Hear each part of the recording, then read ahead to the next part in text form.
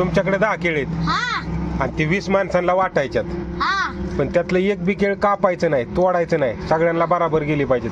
कसे काय वाटणार? कापायला लागणार. अरे कहना क्या चाहते हो? कापायचं नाही.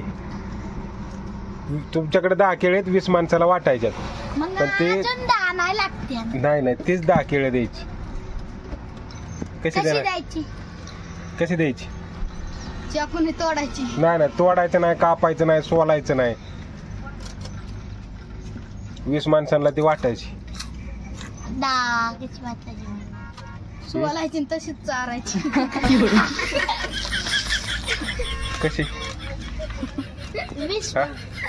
10 केळे 20 माणसांना वाटायच्यात, पण तू ते कापायचं नाही, तोडायचं नाही.